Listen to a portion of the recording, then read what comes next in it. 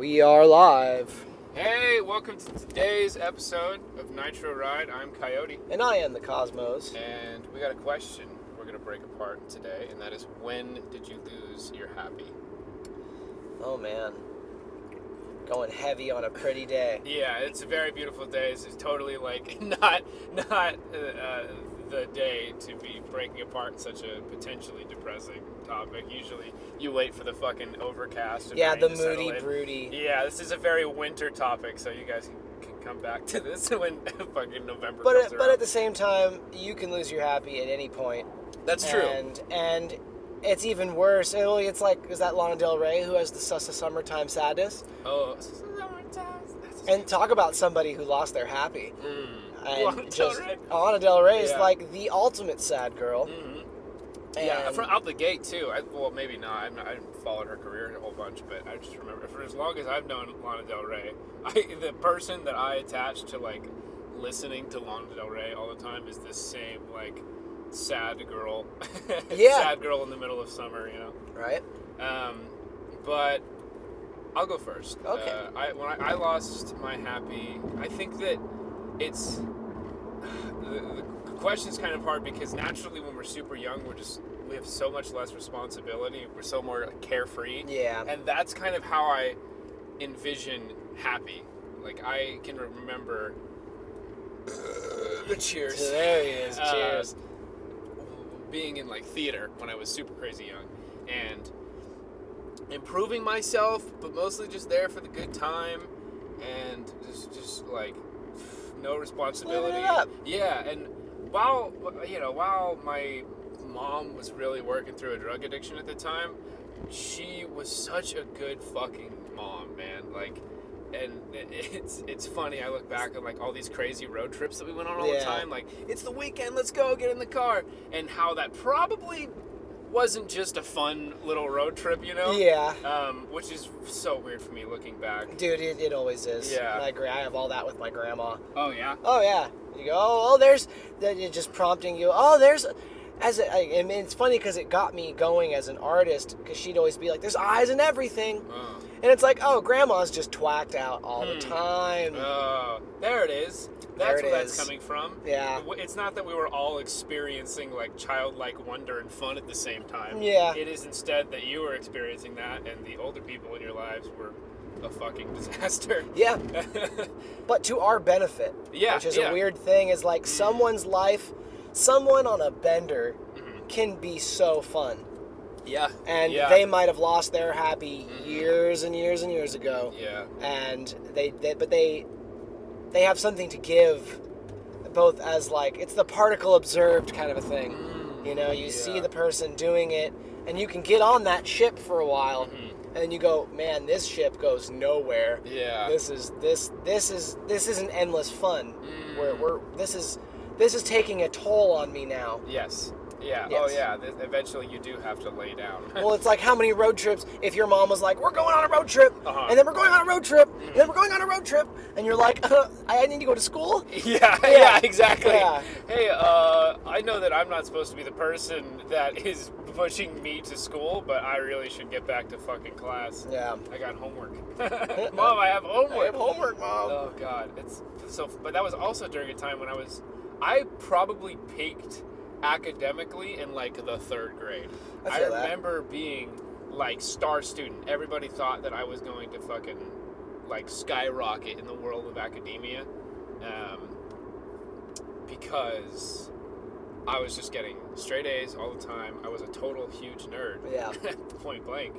And I probably would have continued on that path if some things about my home life hadn't changed. Yeah. My mom moved in with my stepdad, and that brought a lot of different weird components.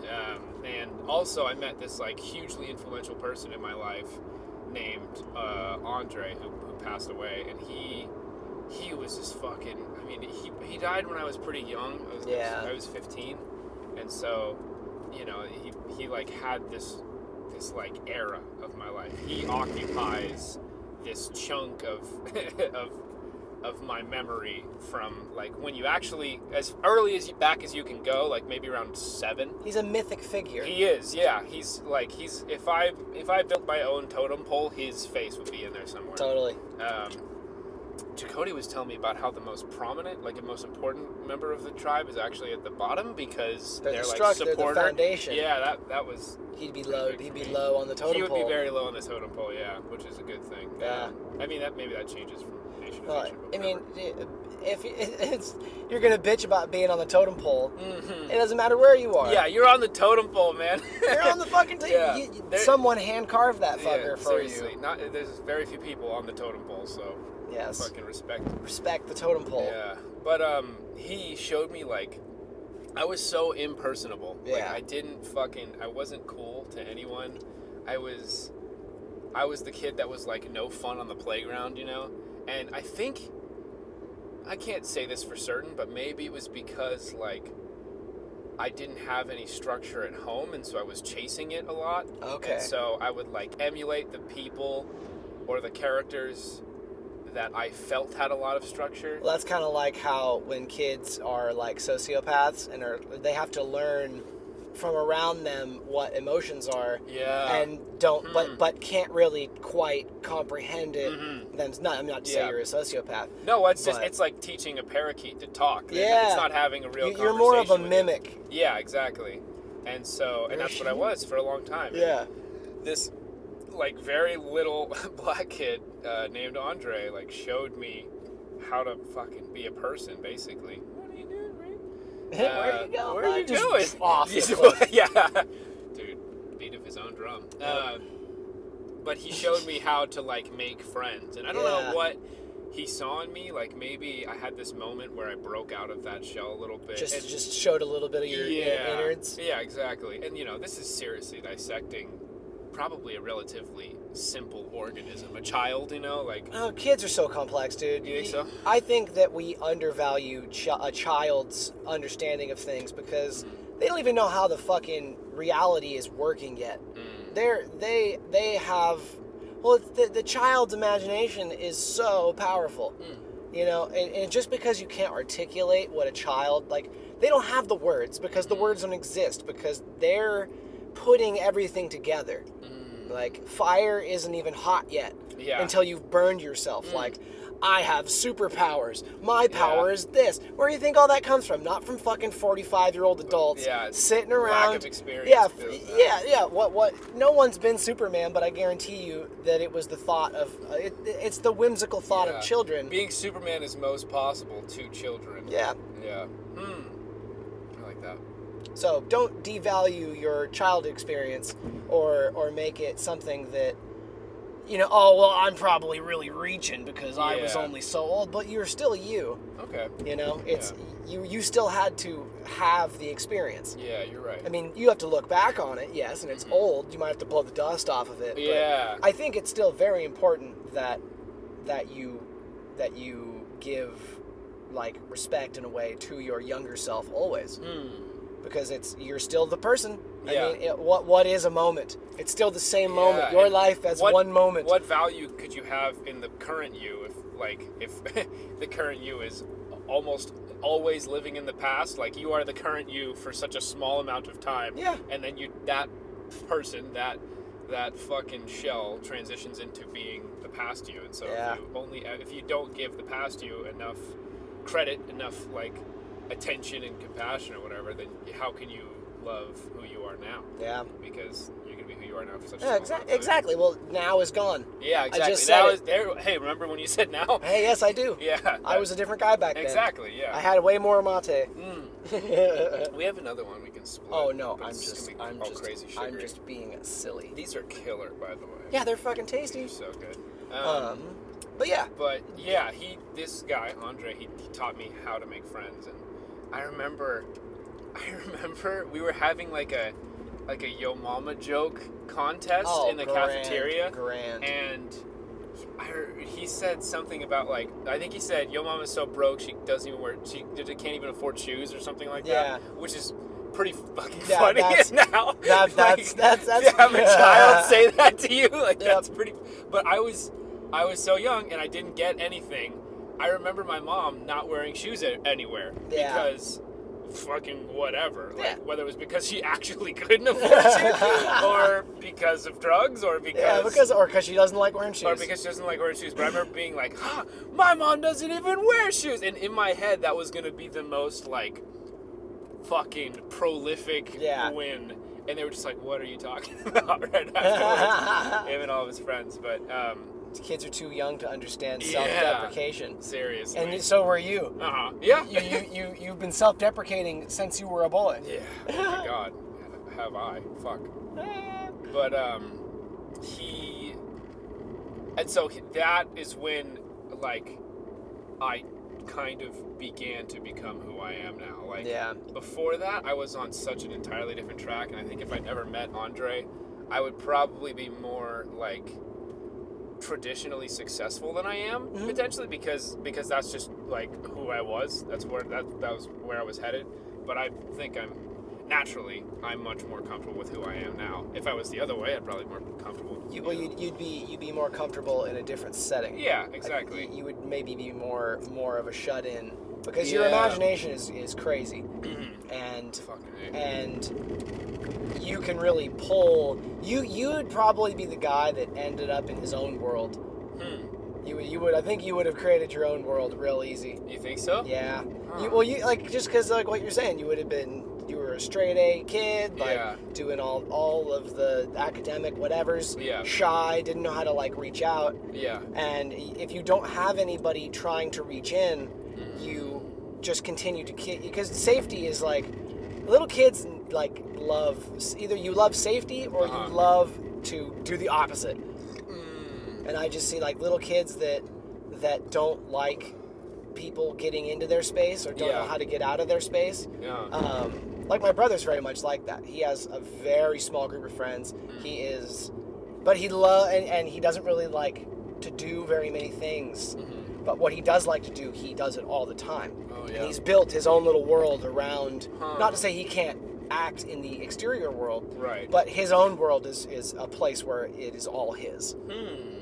Okay, he's very much, like, structured. He's built his environment. He's, like, I think I get what you're saying. Yeah,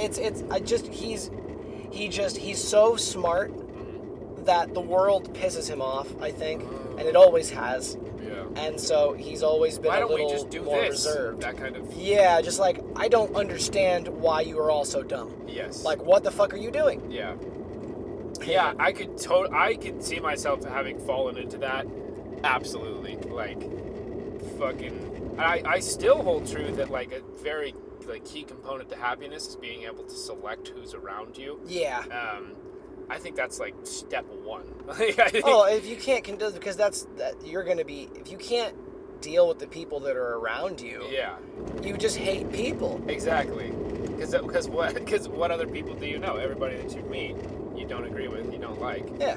And being forced to be around people that you don't like, that's so much of your, typically it's at work, right? And then that's so much of your time. That's, like, hours and hours and hours, and the days and weeks and years shorn off of your life spent around people that you don't prefer to be around. Totally. It's hell. Well, it's like your mom's like, well, I'm going to hang out with my friend, and little Jonathan's going to be there, and you got to play with little Jonathan. Fuck little Jonathan, no. Fuck Jonathan, he's got boogers everywhere. He always needs to wipe his fucking face. He wants to play with army men, and I hate that. Yeah, and he always takes my favorite action figure of my own toys. Are you kidding me? Fuck little Jonathan. Yep. But back to the... Yeah, back to my... Back to your depression. The foundation of my totem pole. And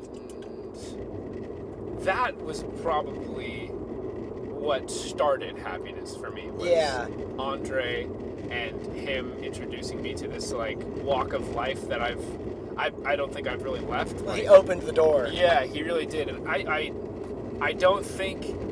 don't know if he's the type of person that could even really comprehend that, even if he was alive today, you know? Yeah. Like, he was a smart kid, and he was, I guess he was kind, but that wasn't even the fucking point of him. Like, he was just he was inclusive in that, like, everybody got shit, you know? Like, I can't even remember him that well anymore, especially this early in my life. But the point is that he started it. Like, he started happiness, I think. And I think that the question is hard in that you can look for a specific moment where you changed from happy to, like, responsible, or happy to adult. Yeah, when the conductor pulls the lever and you're on a different track now, and you go, wow, Yeah. like, this isn't. I don't know how to wear this. Yeah, you can either look for that, or we could look for, like, just the most recent time when you lost your happiness, you know? But both are great and both are important questions. I think the former, like, the moment I really lost happiness in my life was probably when he died, or when another friend of mine, Wyatt, died. And death is like this. There is such we're all in this, like, show, in this act, in this play, pretending a little bit, and conforming. We're all catering to convention until somebody dies. Like, we all think that money is important. And everything, the life you're living is so important. Exactly, it matters, and everything matters. But we find that, like, leveling up and gaining experience in this fucking video game that we all have to participate in is the most important thing in the world until someone dies, and then you get woken up. And if there's somebody that's really important to you, the more powerful that Etch-a-Sketch shake is. You know? Totally. Well, how long were you working on that Etch-a-Sketch drawing? Yeah. You had the Mona Lisa on the Etch-a-Sketch. And then someone came around and shook it. Fucking and you thought it would never not be that. Yeah, that's all you've known, all you've cared about for so long is just improving. Left, right, on the little toggles. Well, and therein lies the whole like, Buddhist fundamental aspect of attachment is the thing that's gonna lead to disaster. It'll bring you sorrow, because you think it's gonna be one way forever. Yeah. And this is the first time it changes up on you. You go, oh fuck, what's happening? Yeah. This is what is happening, and you can either choose to say no, it's not happening, and you try to hold on to the. You know when you've half shaken an Etch-a-Sketch. Yes. And okay, rebuild. Yeah, rebuild off this, and it's but it doesn't look the same, and I don't know why. I can't get it right because I'm not that good at this Etch-a-Sketch, and this person did it, and fuck, but I'm just gonna keep it. The reason why it looks like shit now is because some guy came over and shook it, and that's like you responding to trauma and pain. Is like, well, I'm all fucked up right now because somebody came and fucking shook my Etch-a-Sketch. Whoa, look at how pretty that is. Man, that is a field of white. That is so pretty. White walnut. Oh, dude, we gotta do a Nitro Ride where we just, like, take a walk in a field like that. Totally. Lovely. Just a 3-hour field walk. Yeah. What you're saying? That if you hold on too hard when you lose those things, you will lose your happy, and you won't know. Yeah. You'll lose because the other person that is lost now wouldn't want you to feel this way. Yeah. They would, that's so true. And this is why I speak at funerals. Every time I can. Yeah. If I can, because it's not for me to be selfish. I just can't believe you're right. And just milk it for me. It's not about me. Yeah. I'm celebrating your life and talking about what, I'm just bringing up the key points of you. Yeah. That I want to remember. I get it. That I feel like this is the reason why you made me happy. And without that, there will be sadness. This is just, this is a component of the effects. This is one of the effects that you were the cause of. Yeah. Like, celebrate and express that. This person was just the kindest person. And it's really because that's how I think all the time. Is I think in what I'm going to say at your funeral. When I'm hanging out with people, I'm like, Coyote's just the funniest fucking guy. He's always fucking imagination, just crazy, always laughing, loud as fuck. So fucking loud. Just, and that's because I feel like if I can hold on to the key points of the thing and not put the attachment on holding on to the person or the thing, it's like holding on to a balloon. And if you hold on to you can use 2 fingers and lightly hold on to a balloon, and it's not going anywhere. Yeah. Or you can fucking white knuckle grip that fucking thing because you're afraid. Yeah. But at the end of the day, who are you for? What? You just burning yourself out? You just getting exhausted. Well, and at the end of the day, that balloon's gonna run out of helium. Yeah. And it's not gonna float anymore. It's not the same thing. Then what was the point? What's the point of white knuckling it? Because it felt so good that instead of just existing with it, you are afraid of it. Afraid of ever losing it. Afraid of ever losing it, because if you lost it, you wouldn't know what to do. Yeah. Because all you're thinking about is the idea of losing it. And like, and then you look at your life and you go, oh man, I just used to be this person and I don't know how to get back to there. Where do I even start? Yeah. The balloon flew away. Yeah. And it was the first time the balloon flew away. And now, you have no idea how to respond to that. I've bought so many balloons. Yeah. This is where I work, by the way. Nice. Those 2 buggies right there. That's where I spend 7 months out of the year. Fuck yeah. Loaded up in one of those. I wish I could show you inside of them. But yeah, I think that's like thinking about what you're going to say at somebody's funeral can also be beneficial in that you're much more forgiving of the person, like because you're not going to say how they fucked up at their funeral. You're instead going to say like the best qualities, and that's just natural. No, nobody wants to be celebrated for their mistakes. Well, if I'm there to celebrate your mistakes, I'm an asshole and I shouldn't go to your funeral. There you go. If you have nothing nice to say, don't fucking come there. Don't show up, because other people have nice things they're trying to say. That's true, unless you're somebody that's trying to change your view of that person. Which, I mean, and if that's the case, you probably would have some good things to say about them to begin with.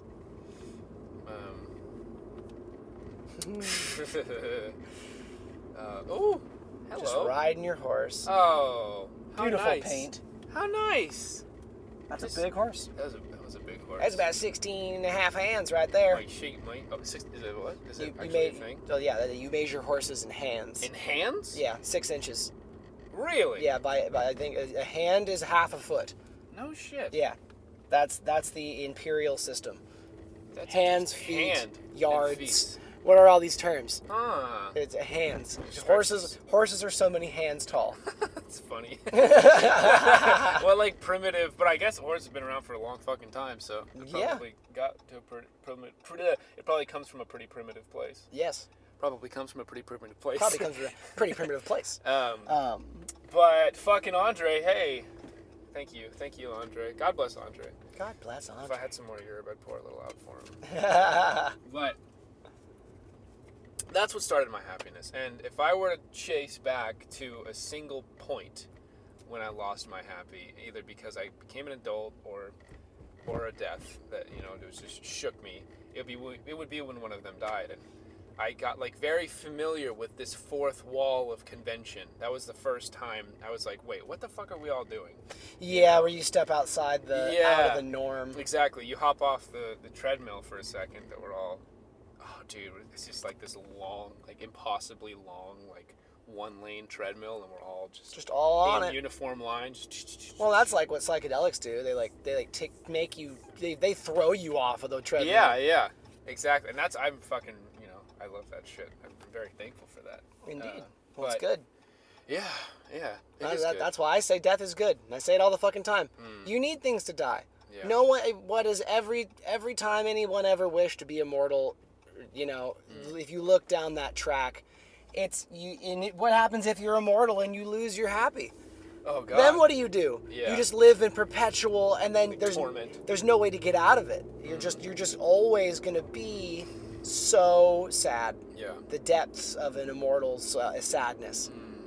I mean, hopefully you can find something that is worth eternity for, but by the time you're old enough to have watched forests come and go, oh God, and oceans dry up and come back, and people, infinite people, what value would you be able to find in anything? you would have to go somewhere where a cycle is new. Yeah. Start looking at new cycles, because I mean that's all everything is just cycles. And in losing your happy, like when I lost, I've lost it a couple times. I remember just being in school really fucked me up in the sense of like trying to be happy and because I came to school this bright-eyed little kid, and bullies noticed that, or a bully in particular noticed that, and I would try so hard to be his friend because, like, I've learned, like, I was coming in with, like, I'm a nice kid, I'm gonna try and be da-da-da-da. Right. And he would kick me in the nuts every day that I would try to be his friend. He's like, yeah, I'm your friend, and then he'd kick me in the nuts. And that was, like, for 2 years. And but that never made me lose my happy. It's funny. It was only when the school was telling me, when I came to get defense and be like, hey, I need protection, they were like, oh, well, you should learn karate. Really? Or we're gonna move you from this class. God, or we're just gonna keep giving you suggestions, and we're not really gonna do anything. God. And because we're too concerned about money or about what? Yeah, about whole. Whatever. Well, or we can't have bullies in our school. Yeah. There's no bullies in this school. There's no. Yeah. Yeah. The longer we put off fucking looking at this and treating it as a real disease, the longer we can uphold our reputation, at least to ourselves, that we are a great fucking school. Totally. Well, and then I think the first time I really lost it, because it was when I went all schizo, and that was like 13 or 12, or who cares? In the 12 to 13, middle school. Yeah. Like 7th grade. So probably like 11, 12. Okay. And just lost my mind. And then when I found it again, it was there was another person in there. And what do you fucking do? And just such a negative, and just all these negative thoughts that were constantly countering my happy. Yeah. And just like I was in a sword fight constantly with these negative thoughts, and wake up screaming, and all these, so awful, and just living in a really hard place. And in the 6 months that it was really there, I had to find a new way. Yeah. But like you were saying, I was a good student. I was trying in school. I was doing all these things, and then my whole reality shattered. The Etch-a-Sketch fucking got shook up. Yeah. And then someone else was drawing it. It's like I had one knob and he had the other. Oh God. And I couldn't figure out what a picture was. I couldn't make anything. It just kept getting. And then if I made something I was proud of, it would get shook. Yeah. And there was no feeling good. It just refused to feel good. It's just so weird. But in learning how to marry that side of myself, because as an adult you realize, oh well, I was just afraid of myself and being assertive, and this came in overclocked assertion that I had been like bottling, and it found my psyche like fragmented into, well, if you're not going to defend yourself, we're going to burn this mother down. Oh fuck. And I had to learn how to use that and not burn the mother down, but stand up for myself and not let it get to the point where I'm going to bring a fucking gun to school and shoot everybody. Yeah, you have to take control a little bit. Yeah. Yeah. And that was really the first time, and it took years. And it was really shitty because I was always very open about it, because I didn't want it to be this secret that I held on to. And I'm very proud of myself for not, and my family really helped me with that, because I always had family. And if I wouldn't have had family, I would be in some mental ward. Fuck. There's no way. Yeah. I would have become this person. And that's why whenever anybody's having a weird thing, they're kind of hard. I'm dealing with this, and it feels kind of like I'm just uncomfortable. I don't know what to do about it. I go, well, fucking don't be quiet about it. That's the first thing, because if you're quiet about it, it's because you're uncomfortable. And you don't need to be uncomfortable with something you're going through. Yeah. And it's no one else can be you. No one else can fucking be in your position and experience your shit. No one can tell you that you're not going through a hard time. Because when they do, it just belittles you, and then you get down on yourself even worse. Yeah. And you just keep feeling worse. And it just perpetuates this state of like unhappy and stress, and people do it to fit into social structures as a 50-year-old adult.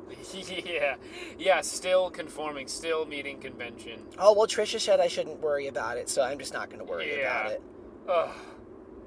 God, I hope I don't ever find myself in that place. Well, if you do, I'll kick your ass. There you go. And we'll go, hey, man. And there it is. You see, you reach out. Fucking find people that help you prevent yourself from getting thrown reach into a out. mental ward. Yes, reach out to people, and when you find good people that are going to reach in when you're not going to reach out.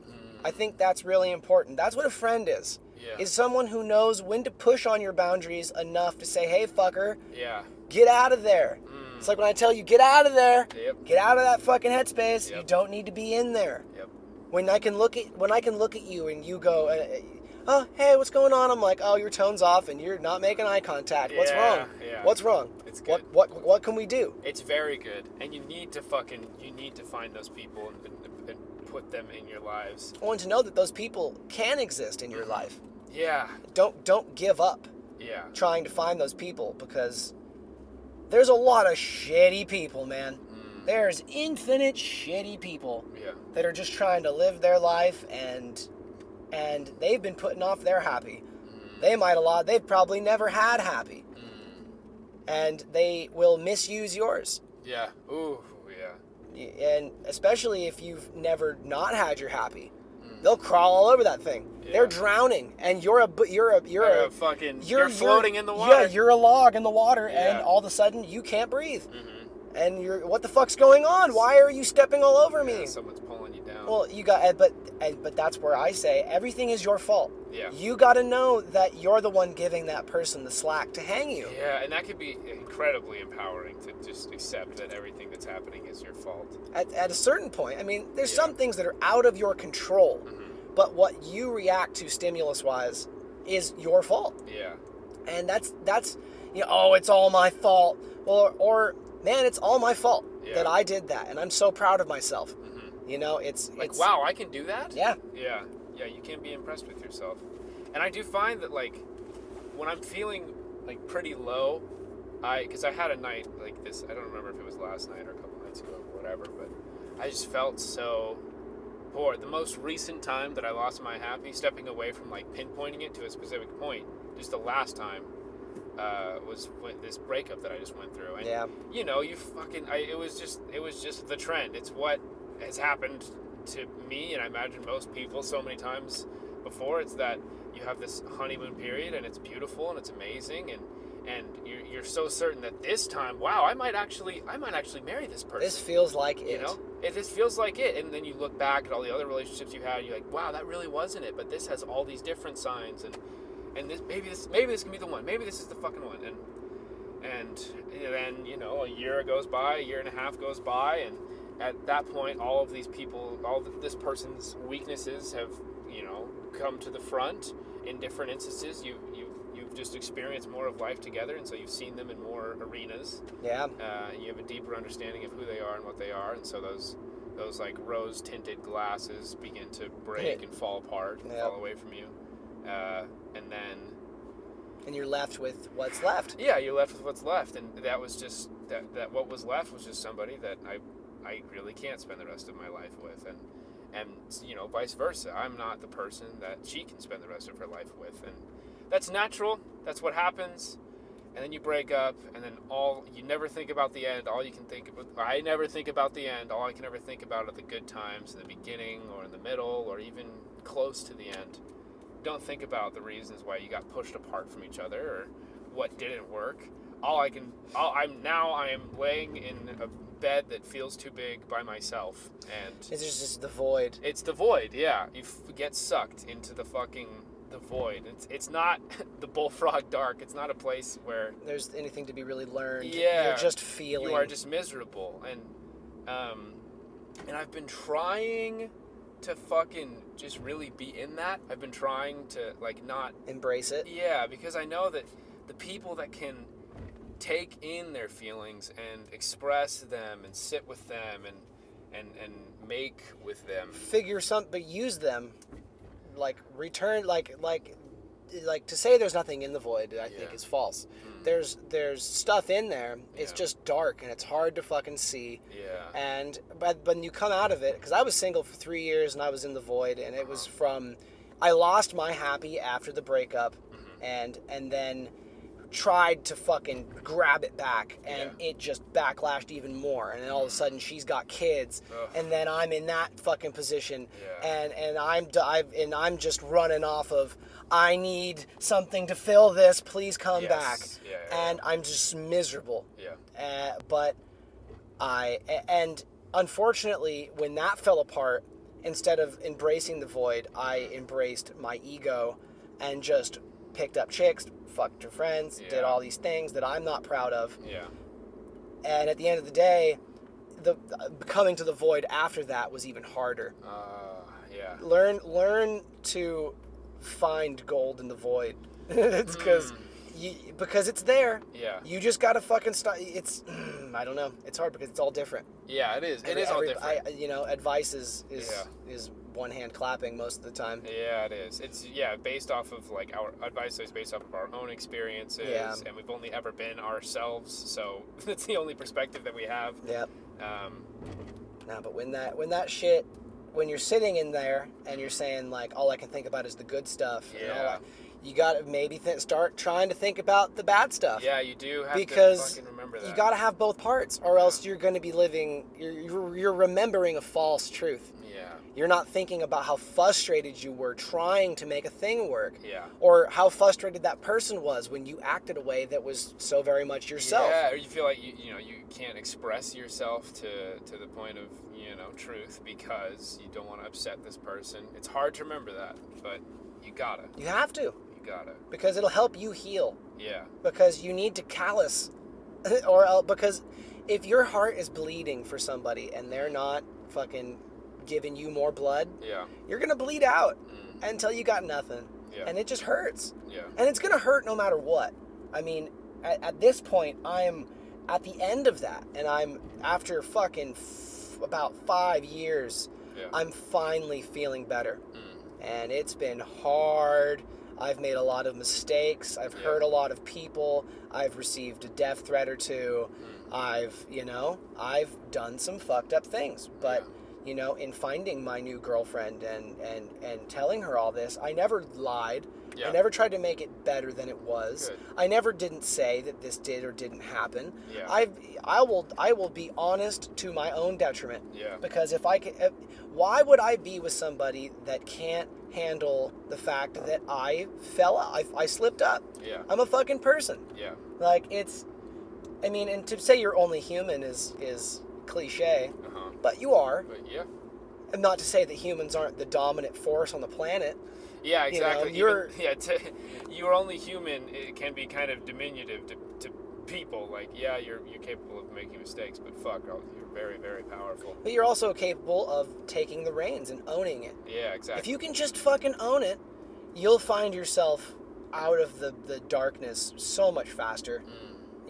Tell people you fucked up. Talk about it. Yeah. Don't let it fester, because that's what happens. It's literally an ecosystem in your emotions. Yeah. You're gonna let that bacteria in, that bad thought, that if you were an asshole, just own up to it. Yeah. Be like, in my last relationship, I was a fucking piece of shit. Yeah. Or I could have done this better. Yeah. And I'm gonna work on that in this next one. Whenever it comes around, like, I'm willing to do the work and feel, something. It's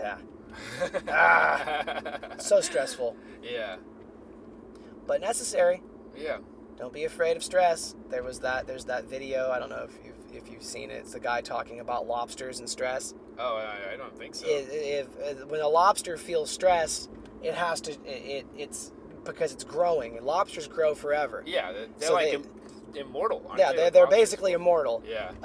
And at a certain point, a lobster has to crack its shell open and be vulnerable, and it'll grow a new one. Yeah. But for that little bit of time, super the response to stress is, I need to break this armor off, and I need to regrow armor that fits better. Because you can wear armor that doesn't fit, but how far can you run up a mountain in boots that are a size too small? Or a size too big? Not very fucking far. You're going to be falling, or you're going to have blisters. Or you could run up it with no boots on. It's probably a little preferable. It depends. That's that. Yeah. So maybe you could get yourself, maybe somebody maybe Buddha, got to the point where you don't need armor. It's just, oh, well, if I have to keep shedding this and regrowing it, maybe that's a whole bunch of energy lost. But we are only people. Yeah, but you're a human. Yeah. You're capable of being rational and thinking things through to a detriment also. You know, like the pitfalls of being a person. You can think so far ahead that you don't even do anything you can in think reality. yourself into like just this gnarly place of lack of solving, or like almost like procrastinating. Like you just think and never do. Well, it's mental chess. You can play mental chess forever. And that's like what we were talking about last time, about just create a plan and act on it. Don't sit with your plan forever and just keep refining and sculpting. Put it into play, and if you fuck up, there you go. Now you know. To quote the great Teddy. Yeah, Teddy. Fuck. Well, that's my Doomy. Was my uncle was talking about. I'm probably gonna butcher it. I'm always good at butcher. Look at that fucking volcano, man. I know, dude. Mount Canocti. Come to Canocti. It is crazy. It literally, like the stuff in the water is from the fucking volcano exploding and it falling off. Yep. So much, dude. Crazy. Did I send you that video of the fucking? Yeah, of all that landslide. God. Talk about a megaton. Don't remember what that. Is it Mount St. Helens? Yeah, I think it was Mount St. Helens. Yeah. Yeah, if you get the chance, look up. Look up the video of like Mount St. Helens landslide or erosion. Yeah, biggest like landslide in recorded history. And could you imagine capturing that on video? I'd feel crazy. Like such an ant. Oh, that's good. Be humble. Yeah. But Jimmy says, reading, I think it's I don't remember who said it, but there's 3 states of being, or I don't know if it's being or whatever, but it's action, inaction, and it's that said 3 times. So action, inaction. So you're thinking about it, but you're not doing it. You're in action, but you're not thinking. Yeah. So then that's there's 2 words. Action, so there's action, inaction. Yeah. Then there's inaction, which is you're not thinking, you're not doing. Yes. You're just bleh. Yeah. And then there's action, inaction, which is you're thinking about it and you're doing it. That's like flow state. Like, so optimally, you want to be action and action. Yeah. Because you're here. Yeah. You're present. Performing. But sometimes it's good to slow down and give your mind a break, or give your body a break. You know, to do thought work instead of pushing yourself physically all the fucking time. Yeah. You go, I'm going to work forever for the rest of my life. Yeah. And then you take a second, you go, wait a minute, I'm going to think about this. I'm going to invest in stocks. Yeah. It's like, am I doing the right thing here? Am I doing it efficiently? Am I working smarter, not harder? Yeah. Or am I just churning fucking butter until I explode? Yeah. You know? But I think it's cool to be action and action, because that means that you're actively working in the now, and you're actively thinking of the future. What was the last time you reached like a flow state? Oh, the last time I reached a flow state. Probably around the time we met and we had that For Honor party. Oh yeah. And oh dude. And I was painting that tree. Yes. And just so fucking running with it. It just felt so good. I have sometimes you're in it and it just feels too good to stop. Yeah. And have you ever experienced like flow state with somebody, like with a partner? Oh yeah. Yeah. And that is part, but that's, there's the thing. I can close my eyes and there it is, and that's why it hurts so bad to think about and to deal with, and why it took so long, why I'm here fucking 5-6 years later healing. Yeah. Because I was happy. Because I really thought it was going to be the thing. I was looking for a ring and she was getting ready to go. Oh man. And I have to but dancing it was the first time, it was the realization I was at Lightning in a Bottle Festival, Uh-huh. and I had taken Molly from people that were our camp neighbors. We didn't know them. I took stranger drugs for the first time. Woo. But it was great. Oh my God, it was fucking beautiful. I was so in love with my girlfriend at the time. Yeah. I had all my best friends. I had my childhood friends. We were all just romping around. Yeah. And where the wild things are. I came out of the porta potty. And oh my God, it was all hitting so hard. My chest was just erupting with feeling. Whoa. And I spot my girlfriend. Whoa. And just like an angel just, at the time. Yeah. And we went and danced. And I had never been comfortable enough to just release my inhibitions and dance with a partner and we just danced so it was like it just felt so good. And the lasers and the smoke and of course. And all the people, the atmosphere and the drugs burned that into my mind. Ugh. And it's great when you have that person, you can look back on that, but then you look back on it once it's an impossible avenue, and you go, wow, that was something. I could see myself, if I experienced that, turning to addiction in any of those categories, like whether it's chasing live music for the rest of my life, or women or drugs, yeah, any of that. Like I could see myself just fucking. That's the ultimate high. It is, and that's why those drugs are, even when they work perfectly, they'll still fuck you up because they bring you to a place so above what you're capable of achieving.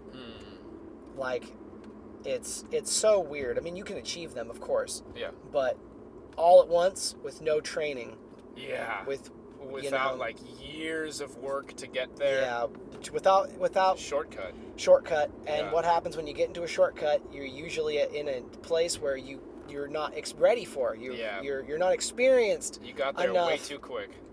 Too fast. I don't have the tools yet. No one taught me how to use these. I'm just so in love with you now.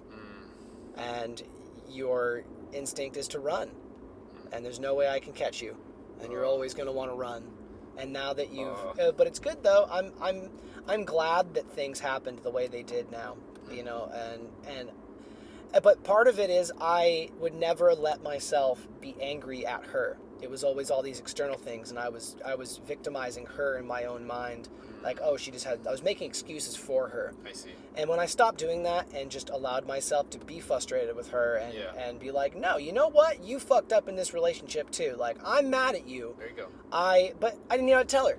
I just felt it in myself. Yeah, it's the same, for me, it's the same end result, just without necessarily like hurting the shit out of somebody, because if you perform it in the wrong way, if you execute that, hey, you fucked up in the wrong way, you can seriously cause some pain. Spitting venom can kill people. Yeah, exactly. She already feels bad. She's got 2 kids, and the baby daddy sucks, and I don't, and he took advantage of me too.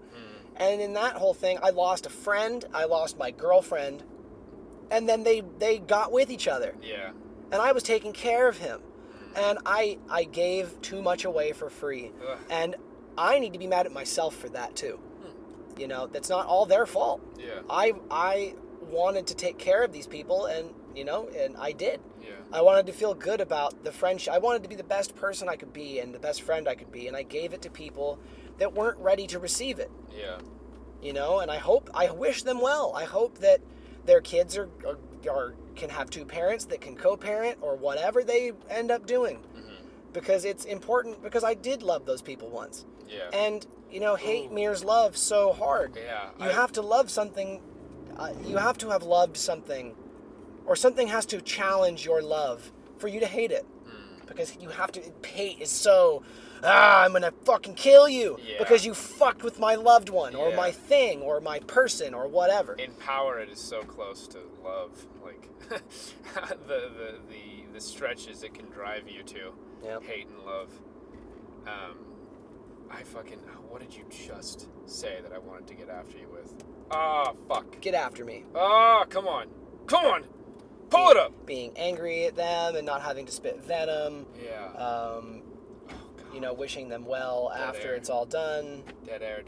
Well, I'll tell you about something else. I've never experienced like flow state with a person, my partner.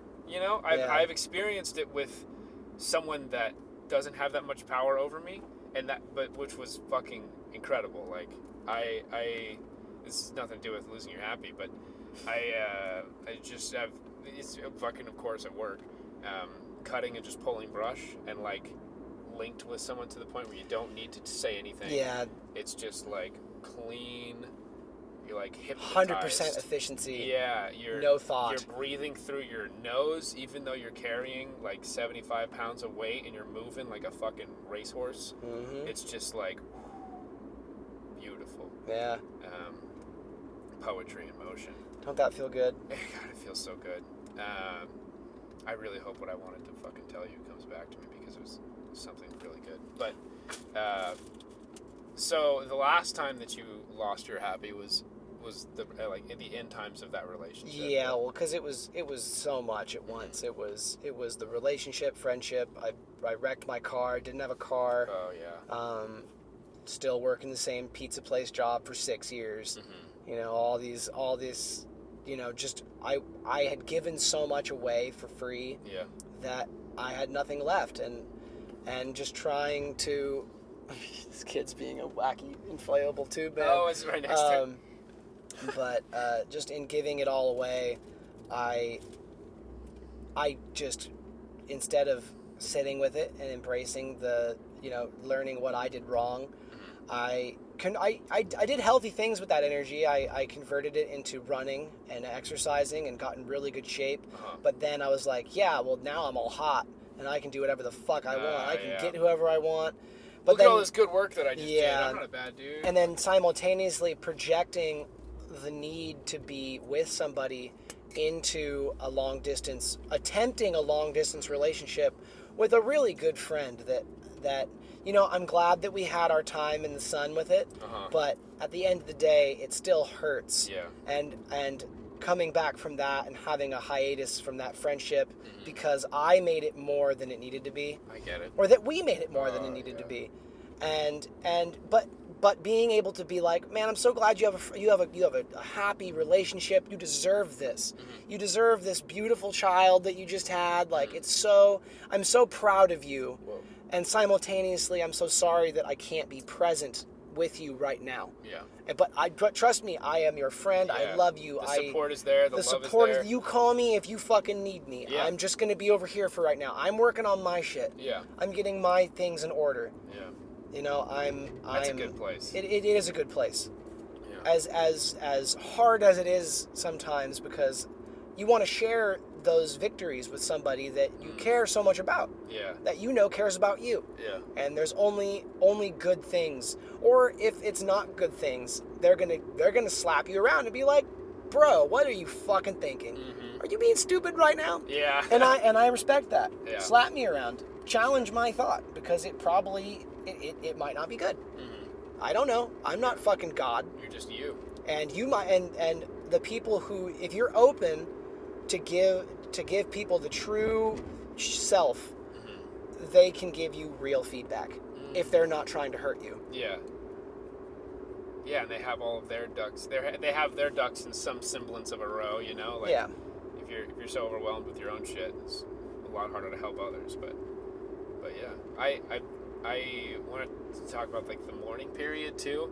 I don't know if you're familiar with that phrase, but it's after you have dated somebody for a really long time. It's a very serious relationship. Yeah. And you fall into this almost like a heavier rebound where you have this like fake relationship for a little bit, and you know, you could really twist the definition of fake there, whether it's you're in this relationship only because the sex is good and it makes you feel hot and they're hot, or if they're just somebody that's really nice and that's what you need right now. Like, you need somebody, that comfort. You need a constant. Yeah, exactly. Well, or if you just need any kind of, you know, structure at all. Yeah, and that's what that long distance relationship was. Yeah. Instead of just accepting the death of one thing, I needed to, because I had never not been in a relationship for more than 6 months at a time.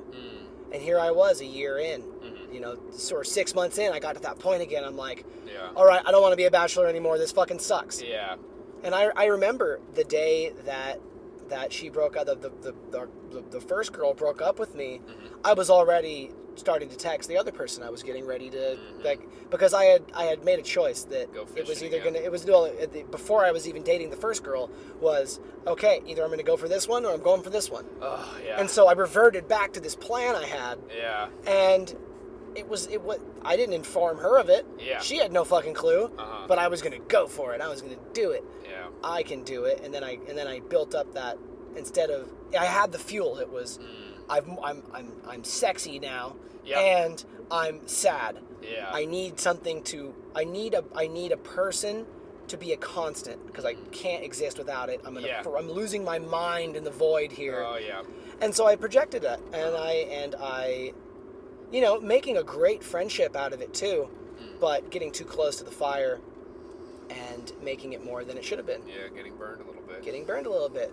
Yeah, that's how I've operated so many times, and I've really fucking hurt some people doing that. And that's what I'm like very actively trying to avoid right now, because when I'm fresh out of a relationship, especially this last one, because I was so like vulnerable with her, and I became like a success with her.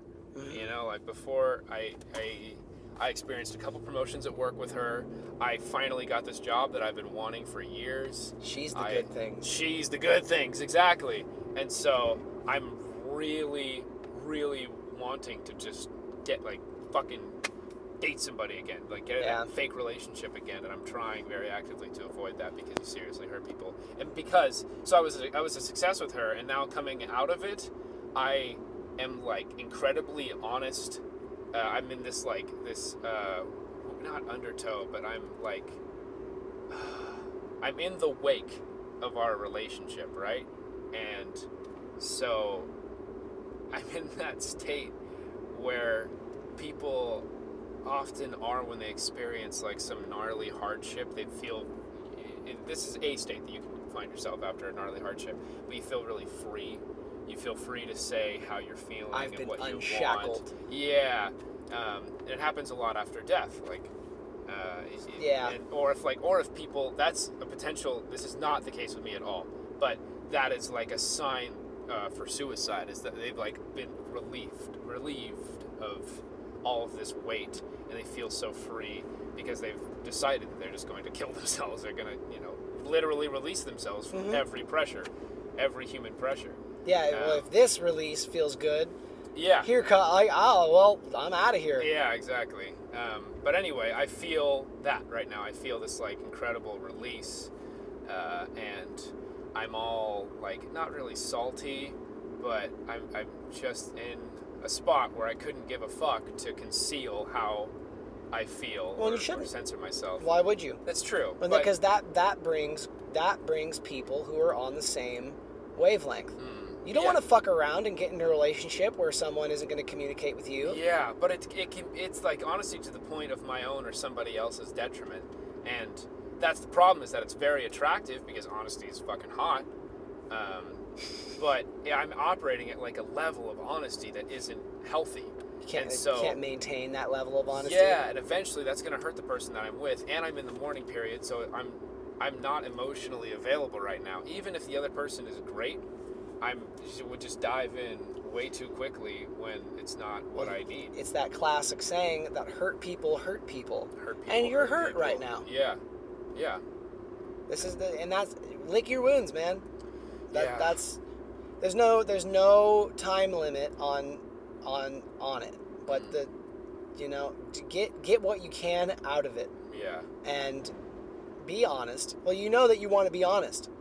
And you felt like you couldn't be honest, or maybe you felt like whatever. Like, are you just acting on things that were lacking?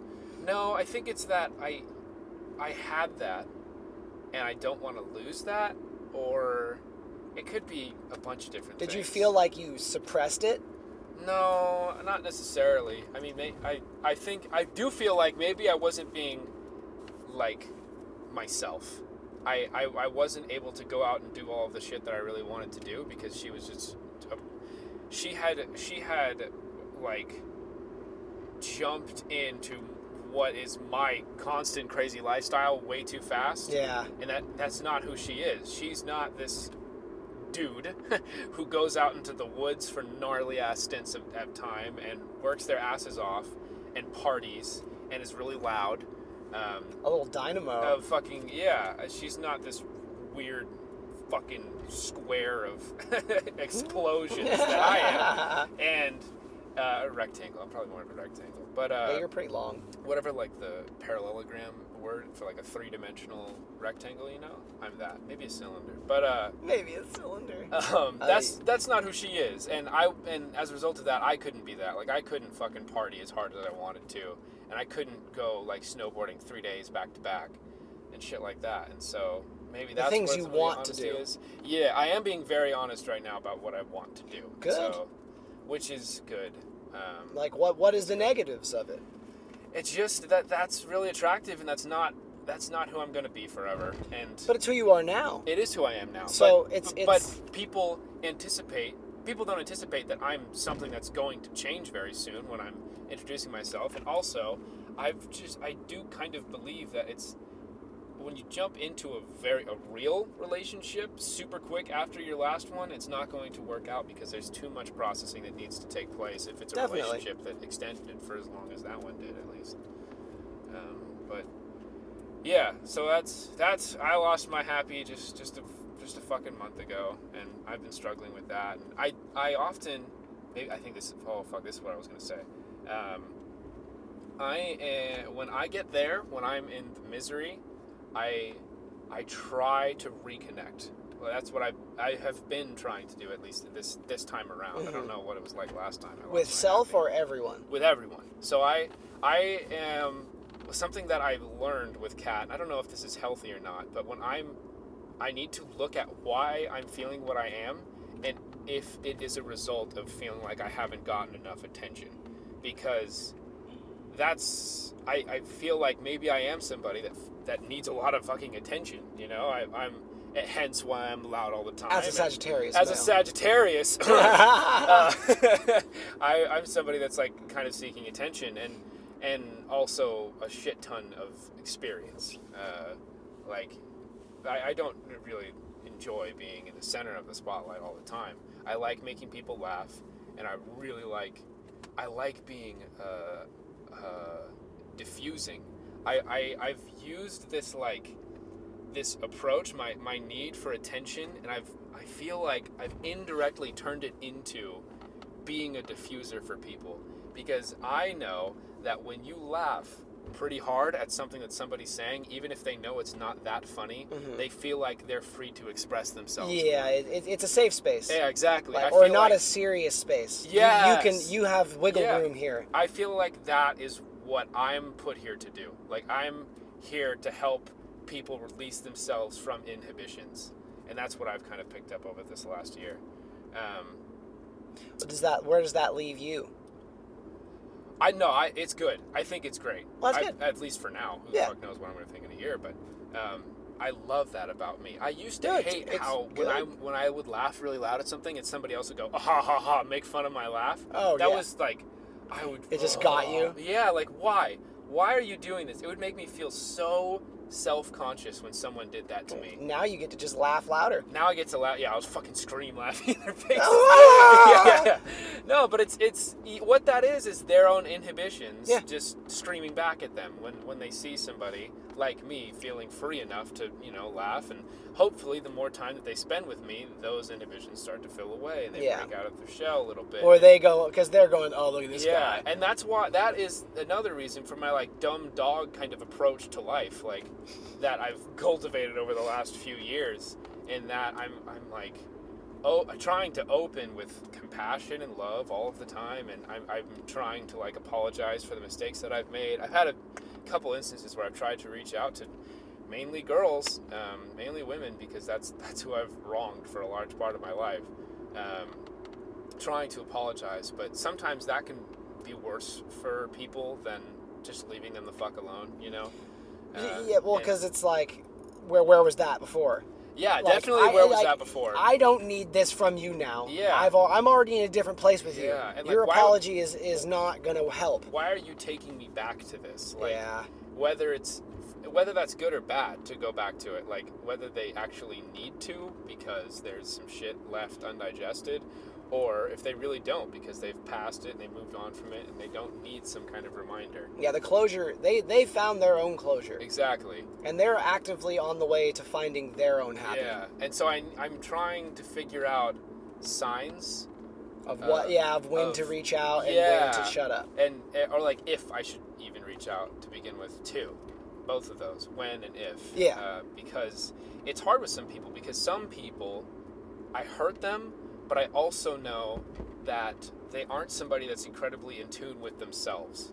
And so they might actually not know if they need to go back and work through this or not. But either way, I'm not going to drive any further than they feel comfortable with at the time, because it's just, at the very least, it's not worth my energy to try to push them to get through this, because it could be totally selfish on my end. It could be like, no, I need the closure from hurting you. Like, how fucking selfish is I'm that? the one who hurt you, and I'm trying to move on. Yeah, so... And they might go, well, sit in it. I want you to feel this way. Fucking feel like an asshole for a while. And if that's the response you get, then you go, okay. Yeah, more power to him. Thank you. Fucking thank you. Yeah. And I do always say that, too. I'm like, thank you for saying that. Thank you. Well, and that's where you like the honesty. And it's not that party dynamo Todd is going to go away and you're being dishonest by projecting this self forward. Is that you're just being honest with where you are right now and who you are as a person. And the core fundamental aspect is that you like honesty and you're loud about it. You know, like you're not ever going to be like the meek dude. Yeah, not anymore. So I don't see the problem with enacting that. You know, being able to say that oh well, I might change and it's whatever. Yeah. But that's not who you are now. Why think so far ahead? Yeah. When you're being yourself and something could catch. Yeah. And you being honest at a bar somewhere and you meet this chick and all of a sudden, it's like, you know, in the beginning of Deadpool when he meets his girlfriend? Yes. It's that. You know, it's being honest to the point where you might be stepping on weird buttons, but that other person just clicks and they go, fuck yeah. You are perfect. And that is like the most efficient way to find the person for you, is to just fucking be honest right off the bat. Like, this is who I am, by the way. I'm into having my ass eaten.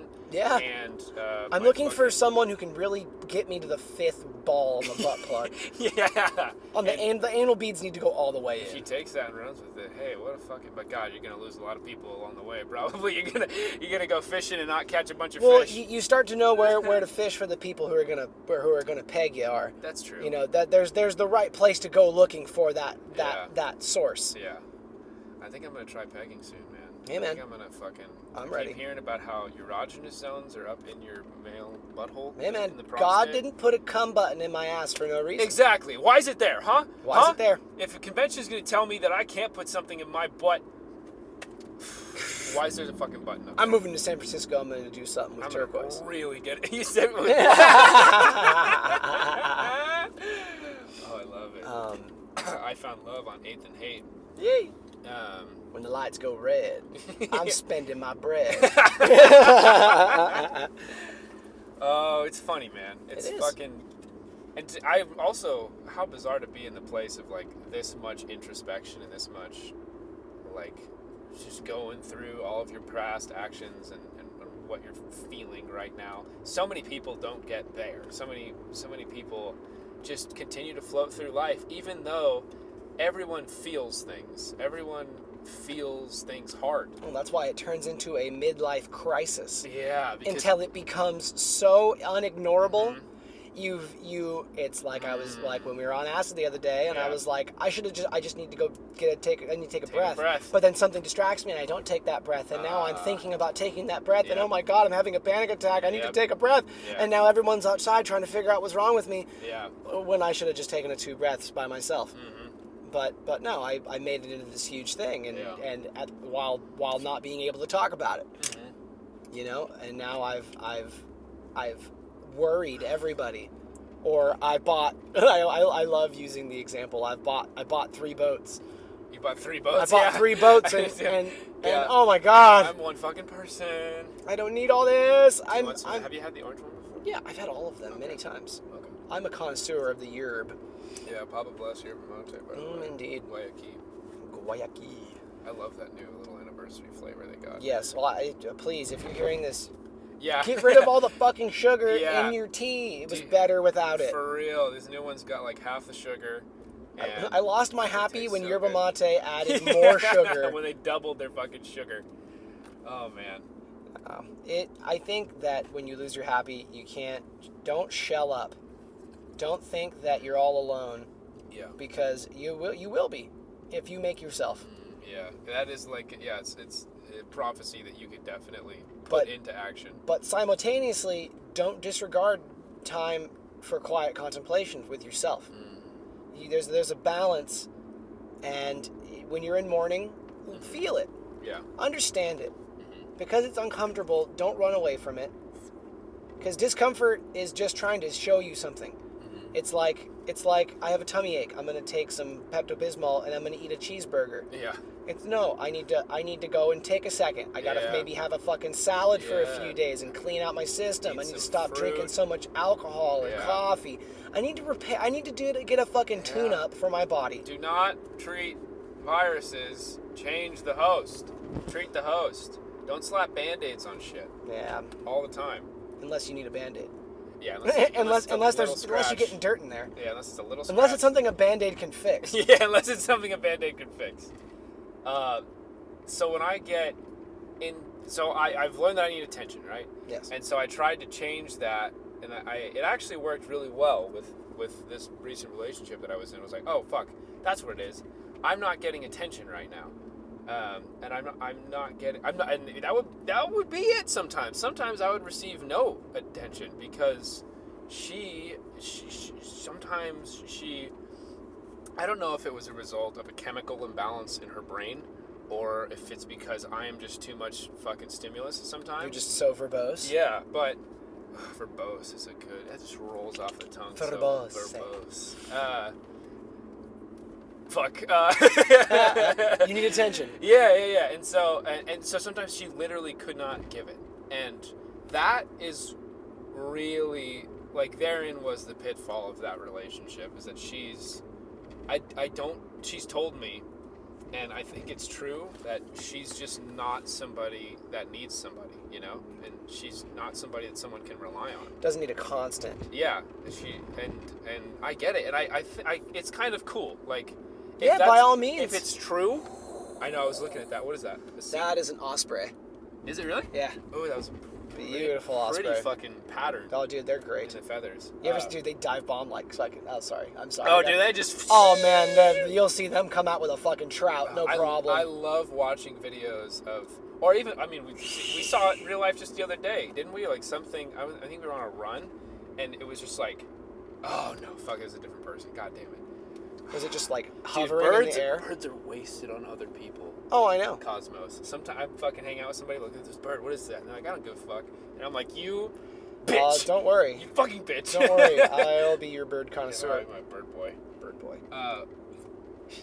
God, so she couldn't give attention, and I'm fucking just somebody that needs that. And so what I would do as a result of that was be like, I'm going to give you attention. In hopes that I get attention. In hopes that I get attention, yeah. And I would communicate it as well. I'd be like, hey, I feel like I'm not getting a lot of attention right now, and I'm going to love you as a result of that. Yeah. Because I know the most surefire way, I don't know if this is healthy or not, but I know that the most surefire way to receive love is to give love, right? Well, then you end up the little kid pulling on mom's pant leg, and she kicks him away. Potentially. Kicks him away until you're in a vacuum of love. Yeah, that can be a fucking... You can become love-starved. And yep. That could be the danger of that. Maybe this isn't... Maybe it's not something that's healthy, because so I've been operating off of that since the relationship has ended, and when when that nighttime comes and I'm digging through the garbage in my head, Little raccoon. a little fucking, yeah, oh, how evil am I? I'm like, okay, you just need like some kind of attention right now. And I've used it as this fuel to like help me reconnect with people that I don't talk to that much. So I called like Julian the other day and was like, King hey Julian. man, I know, King Julian. And I was like, hey dude, how you doing? I want you to know I love you. I'm always here for you if you need me. And we shot the shit for a little while, and that just, even if you don't have this weird like mechanism that I do wherein we fucking try to give people attention so that they give it back or whatever, don't forget the power of calling people. Yeah, Just reach the fuck call them. out. Yeah. You And don't need to get into a relationship that's potentially detrimental to that is devoid of the feeling you're trying to get. You know, being lonely with somebody is worse than just being fucking lonely. It's so, oh my God, that's true. And that was so much of this fucking relationship was I was lonely with someone. Yep. And it was... Well, then you start blaming yourself. Mm-hmm. And it just spirals. Mm-hmm. When in reality, you know that she doesn't need attention. Mm-hmm. And she told you that. Yeah. Being lonely with someone is totally different than being alone together. Or like... Oh, yeah. Like, being lonely means that this is not right. There's like, you are literally together. You shouldn't feel lonely. But you can do things on your own with someone. Like, if you're sitting on the couch and listening to music and drawing while, you know, they watch a TV show or whatever. That's beautiful. That's heaven. But that is. That's not being lonely together. No. It's just hell. Well, and that's like, it was funny because, like, last night, JD asked me if I could get her a bowl for ice cream. And I was like, I was watching the bowl and I had a thought in my head. I'm like, would she do this for me? And then I think back to like just 2 days before, and she had just been taking care of me because my tummy hurt, and she was fucking there for me, and I'm all, of course she would do that for me. And it was, I did the mental like scales for a moment, and it was just equal. Nice. And I was all, man, and that's all That's so I good. fucking care about. That's so good. Like, that it can be, that there's that scene. We're just both so concerned with each other being seen and not to a detriment. Yeah. And we can be alone together. We can do stuff together. I've seen some of that between the two of you. Like, if it's because she's coming home from a hard day of work, or like it's just where you guys are at in the day, and it's just like, hey, how are you doing? We're doing good. Like a nice little check-in, and then dive into like your own world for a little while. Whether it's because she's not feeling super social, or because you're like, one of you is actively working on something, or whatever. Totally. I mean, obviously, I only ever feel you when you're feeling pretty social, you know? Oh, yeah. But yeah, I've always been impressed by that. Well, it's from looking at my last relationship that was so hard to let go of. And I told her when we got together in the first place, or when we started trying, when it was like becoming more than just the hooking up and hanging out, or like her needing a safe space and I was a safe space, or whatever. It was like, hey, I'm healing. Yeah. And she's like, me too. Like, we can be each other's healing helper. Yeah. And there's no expectations. Like, we're just gonna fucking work on ourselves and have each other. And it really rang true the whole time. And it's really important that we stated those boundaries, or that, not even a boundary, but the necessity to explore our feelings and be able to talk about whatever we need to talk about. That you can talk about your ex-boyfriend. I don't give a fuck. I'm not going to get jealous because you are trying to get through something. And in turn, don't get jealous when I bring up X amount of people, because I'm working on it. Right. I don't need them. Oh, that purple though, or that rhododendron. That's rhododendron. So pretty. Colors and birds. I got your labels. Yeah, it's a But just the ability to just be yourself and not feel bad about it, because you're asking for love and then or attention and you're not getting it, and then you probably feel bad for asking in the first place because now you're being over. Oh god. And it's like, fuck, what am I doing wrong? Just I just keep sinking. And I need to keep doing things to fix this, and then you're drowning that person because they don't want it. Yeah. And if you would have been able to talk about how all of that affects you earlier, you probably wouldn't have been in it as long and gotten as attached. That whole like massive sinkhole. And that's like right now, I'm realizing all the things I was attaching myself to because I didn't want to be in the void with the last girlfriend. Yeah. And in this relationship, I'm honest. We talk. We're a team. Yeah, putting in the work. And it feels full. It feels 1,000 times better because it's honest. It's like I can be like, hey, I need you to do this, or could you please do this? Could you work on this?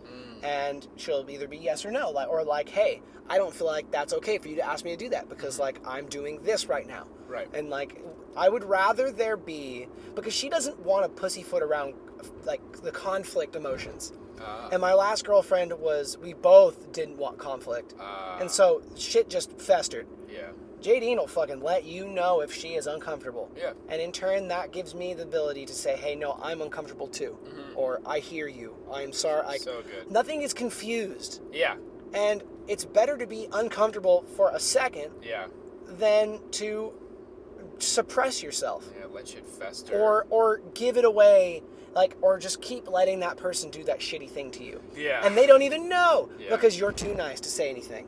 And that's your fucking fault. Yeah. And then you hold resentments and you get to that toe curling. And you're like, or toenailing. Toe curling. You get toe curling. Toe curling is totally opposite of toenail. And then you fuck the aggression away. No, but some people do. I was gonna say, some people do hate fuck. Some people need to hate fuck. And you don't want to marry someone you hate fuck. Yeah. Because you can rough fuck, but hate fuck is a totally different that's a different animal. Yeah. Oh god, I've been sucked into that before. And that's just like that's like the appeal to Satan, like the sound of one pelvis clapping. Yeah, that's the apple on the tree, man. That is. That's the snake being like, hey, come on over. I fucking hate your guts. Oh my god, this guy. So if we, what do you think about having like guests into Nitro Ride every now and then? Oh yeah. You think so? Yeah. I didn't know if we could have like a different thing where we're more stationary if we invite people in, or whatever. We can. It's whatever. We'll figure that shit out. But I have this buddy Reggie. He was on the crew last year. He's a super smart fucking dude, and he's very similar to us in a lot of different ways. Like we tend to live in the gray, you know. He breathes oxygen. He definitely breathes oxygen. Fuck yeah. And he was saying the other day about how. He was listening to something about like dissecting biblical stories and how like the snake and the apple are such interesting characters in that when we're walking, like just out in the wilderness, we look down to look for hazards, you know, and what's always on the ground, a snake. It's never. It's always a danger. Yeah, and where do we look for fruit and for like progress and survivability? We look up, and. I don't know. Strawberries are pretty good. Strawberries are pretty good. Yeah. Fuck, you just gotta break me down like that in the middle of my metaphor. Yes. But we look up and apples are always growing up. So it's kind of fucking. Well, no, most succulent fruit tree stuff is up. Like the good stuff is usually up in the tree. Yeah. Otherwise, giraffes would be short-necked bitches. I went to a fucking a zoo in Alabama the other day. And I got the other day. It was the other day. I know. It was so like funny. a couple weeks ago. But I fucking you could feed the giraffe like pieces of lettuce. Yeah. This is the cheapest gas in the county, by the way. Good to know. But Pomo Pumps. I could fucking. Shout out to Pomo Pumps. Shout out to Pomo Pumps for having cheapest gas. But he fucking hit me with his head. Because there was a line on the ground that was like so just fucking destroyed from people walking all over it that I couldn't see the tape, and so I got way too close to this giraffe and I was like petting its head and it fucking hit me with its like horns. Gave you a doinkin'? Yeah, dude, it hit me so hard. Poor boy. A little brief hiatus. We peed, we fueled, we smoked a jewel. Jewel makes you cool. Have you, perchance, been able to read that teen vaping guide I sent you? Teen vaping guide? Yeah. When did you send me that? I didn't. I'm going to though. I saved a picture of it. It was a Google ad for the like a Google News thing. Oh, I gotcha. Oh shit. For your teen vaping guide. Mm-hmm. An edgy looking 14-year-old. Yeah. So when is there like a solid, succinct moment wherein you like transitioned from happy-go-lucky to whatever shape? Well, besides girls and whatnot, it was always girls for me. Yeah, I know that's like we talked about like what the last time you last were happy is, and there's the two levels, right? Like when did you become a fucking person with responsibility that accepts responsibility for their actions? Probably like leaving high school probably, and like that whole time was like I had a girlfriend who was kind of shitty, and manipulated me a lot, and then I was having like work. It was like realizing that all of the childish irresponsibility I didn't like, the stuff I didn't have to deal with, I now was dealing with it. Like I didn't have to have a job until I was 18. Got a job, got a car. Yeah. It was like, yeah, you get the cool things, but now you have responsibilities, you can't do them, and that kind of just irked me in a way, which I guess I still kind of resist still. I'm still trying to like skirt responsibility. Nah, I've always been someone who's, trustworthy and responsible and does the things I should do. I guess in the recent years, because I've always been that person, or always was expected to be that person. Yeah. I said fuck that, and kind of have been living a less traditional work life and relationship life, and just like trying to change things so that I'm enjoying myself and I can work. Because I don't, if I'm not doing something, I lose my fucking mind. Yeah. Like right now, I'm going to be 30 in a few months. Yeah. And I'm just trying to figure out the building blocks I need to be happy more consistently. It's more, or it's less high low. Yeah. I'm reclaiming right now. And so it's like all those weird like trials and tribulations of losing it and getting it and losing it and getting it. Yeah. It's are less on the forefront of like I'm not really so much focused on when and where. It's now how do I apply that so that I'm not so fluctuating in my lifestyle. Like, but I mean, like, I think that's like really the first time though to like think to like put a time on like when I really is when you lost it was like just realizing a lot of shit was about to hit. Yeah, I think that's how it is for probably most people, at least in America, is getting out of high school, because that's just when responsibility begins to fall on your plate. You probably pay for a lot more of your own shit than before. Your parents' fucking back pocket was your ATM machine. Yeah. Hopefully, hopefully. Yeah, if that was an option for you. Yeah, exactly. But yeah, I think that's 3 back-to-back fucking whatever those Corvettes. Yeah, Stingrays. I think that's what they're 3 red Stingrays. Yeah. Triplets. I wouldn't be surprised if that's where most people are.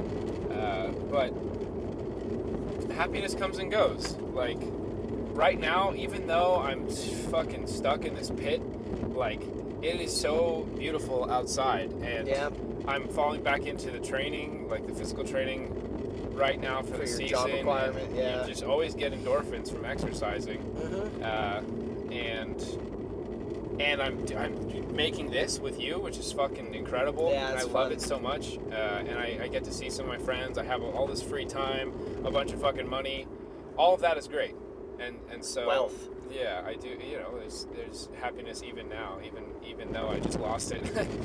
Well, you lost a part of something well, you lost something you thought you wanted, and you're realizing that it's not that you wanted that person. You want attention. Yeah. You know, I don't know. I kind of did really want that person. She's pretty great. I'm young, and there's all kinds of fucking hazards that prop up when you're when you're young. At least I hope it's just because I'm young. I hope I don't want to hoe myself around for the rest of my life. Well, you're not gonna hoe yourself, all right? This is just one person. This is just this is a one thing, and it feels like so much. Yeah. But I guarantee, having gone through it, you will find a more suitable fit. Yeah. Where you don't have to worry if the person is forcing themselves to give you attention. Yeah. And it breaks their boundaries that they don't want. I know that an optimist's approach to dating is that you are always just refining what you're looking for. Definitely. Like you fall into a relationship with somebody, and they are full of their own qualities. They're their own person, and the ones that you don't gel with, the ones that you don't fucking want to surround yourself with, eventually come to the top or become apparent, and there you go.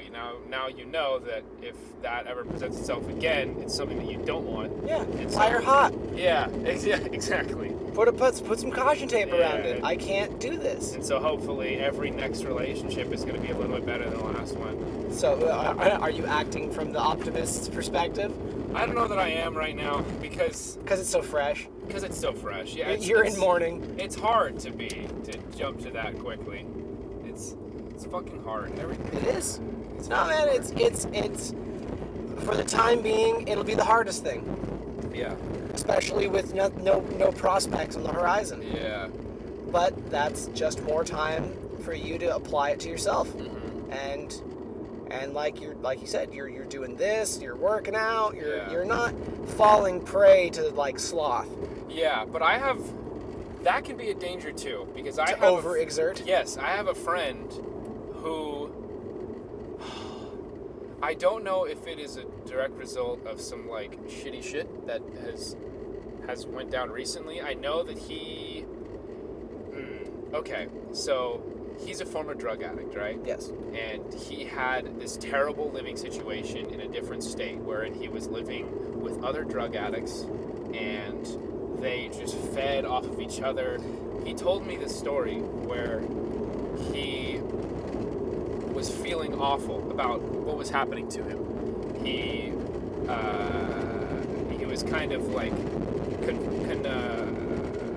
he was confining in this roommate. Confiding, yes. Confiding, yeah, in this roommate of his. That was really the antagonist of everything. Like, it was his nemesis. Yeah. Like, the result, the cause of all of this negative shit was fucking input from this guy. And he was telling him that he feels awful.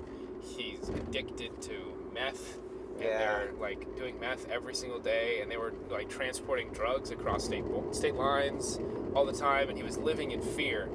And that was the cornerstone of it, was that he was living in so much fear. Just and constantly anxious. Exactly, that caused anxiety and hatred. Well, and you want to do more drugs because you're anxious. Because you're scared, yeah. And this guy, they had guns. All of them had guns because they were horrified because they had guns because they were living in fear, and they were drug trafficking, and they were super involved in this drug trade world. Yeah, the drug trade, that they knew people that would happily harm them to get ahead. And so this guy, this Satan was there. Satan himself. Yeah, Satan pulled out his gun and shot at my friend, and he blew a hole into the wall. And he said, "No, now you know what fear looks like." Yeah, like gave him something to be afraid of. Exactly. He's like, "What you've been," and he thought it was this. Like, to Satan, it was just another it was day. Just a fucking no. It was the perfect moment. It's exactly what he needed. To Satan, he was providing therapy to my friend. Oh yeah, he was doing the right. He was helping. Exactly. Yeah. Satan thought he was helping by shooting, by fucking firing at my buddy, and he said, "Now you have something to fear."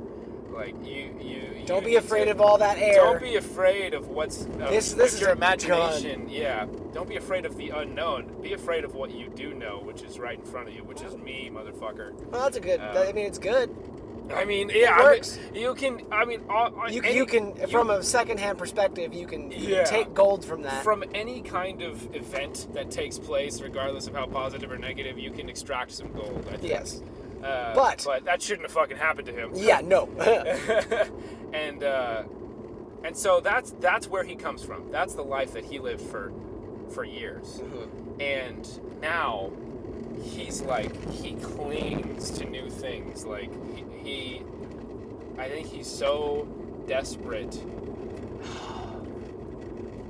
He's such a case study because he's obviously incredibly damaged from that. Yeah. And anytime like something new comes around that he's kind of interested in or passionate about, Full bore. yeah, I don't know if it's just like a result of the addiction alone, because you find something that makes you feel good, and his response in the past is, oh, this makes me feel good, it's my whole life now, because that's what drugs does to you. Yeah, like, well, that's how it wired his brain. exactly. And so like he got into coding for a second, Mm-hmm. and he decided that he was going to go to school for it, that he was going to like use all the scholarship money that he just earned over the past few years, and he was going to move to like Silicon Valley and all this crazy Do the shit. whole thing. He was going to go into it. He made this like little video game. It was fucking pretty funny, actually. It was like a text-based game, and he had like, you would go into a dungeon and you would have like goblins and wizards you would fight, and then when you got to level 5 they were like angry goblins and wizards.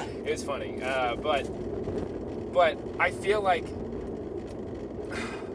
because after a few weeks of that, like just 2 or 3 weeks, he was done. Yeah. Like he realized that it wasn't actually something that he was passionate about, and so he hit like delete on it and went flailing around and trying to grab onto the next Spiraling thing. into the universe. Yeah, and the next thing, I don't know, but after that it was running. And then he was so focused on getting an under 6-minute mile time. And he was just like beating himself to death. He lost like 70 pounds or something insane like that. Mm-hmm. And he's my height, and he was like 220. And he was a little overweight to begin with, but somebody that has a frame similar to mine should not be at body mass index 40 pounds, you yeah. know, or 150 pounds, and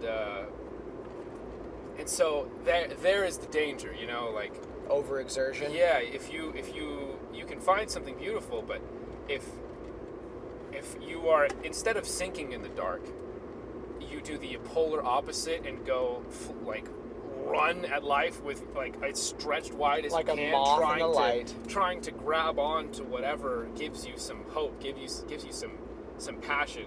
Yeah. I feel like you can also, because I feel like that's not healthy. You know what that is? That's action in action. Mm-hmm. That's your body's moving, but your brain is not thinking of it enough to give you anything that you're not gonna come away from it a winner. Yeah. It's gonna wear you. These things are like insubstantial, like what?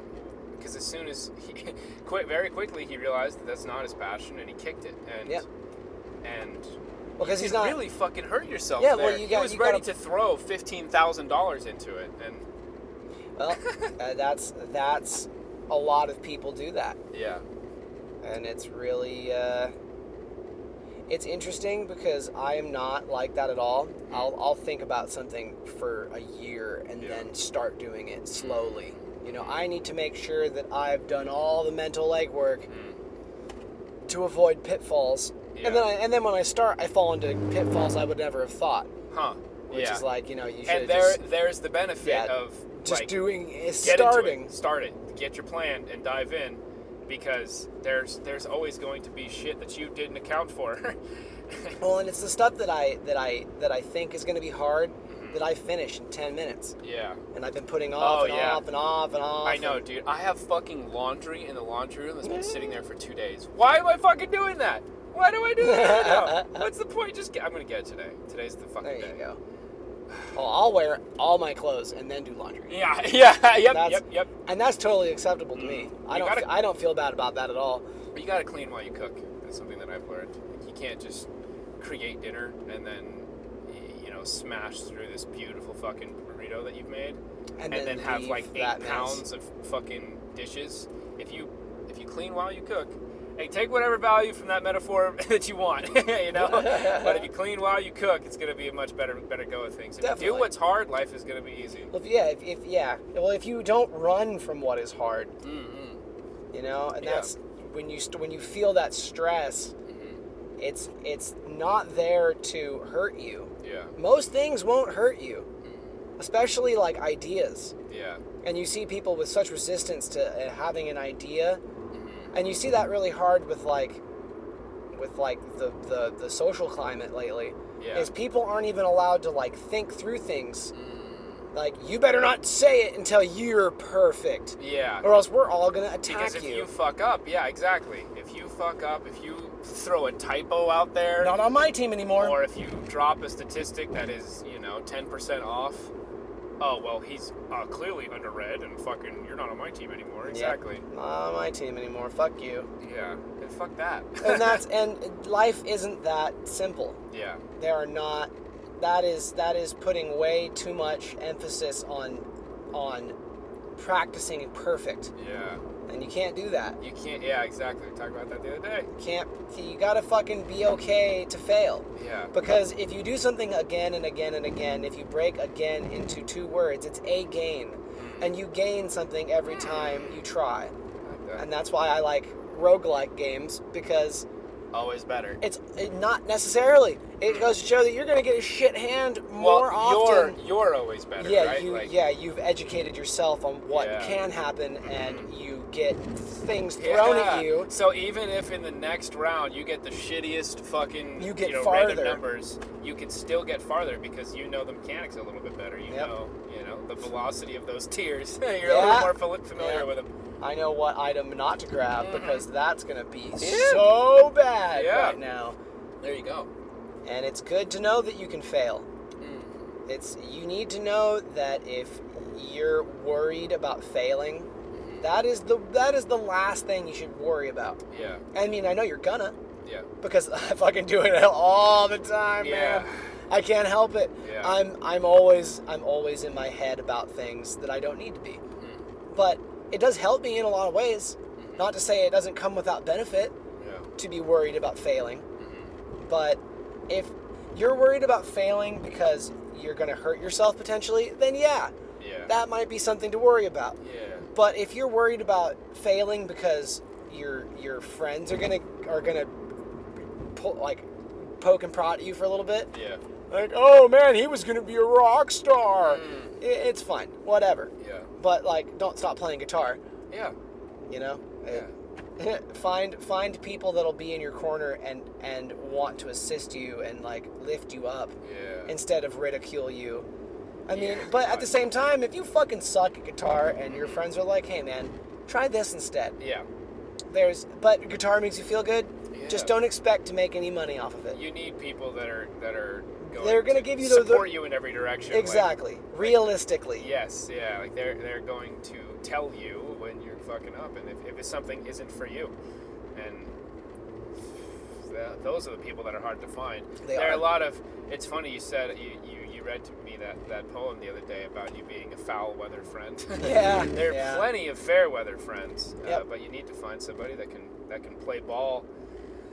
That can play ball on both sides of the field. You know. Like, Yep. You need to surround yourself with those people. Well, there's never a reason to. You don't really ever need to be negative. You can just humbly disagree. Like, you don't gotta fucking tear somebody down if they're not excelling at something. Yeah. You can just offer another avenue.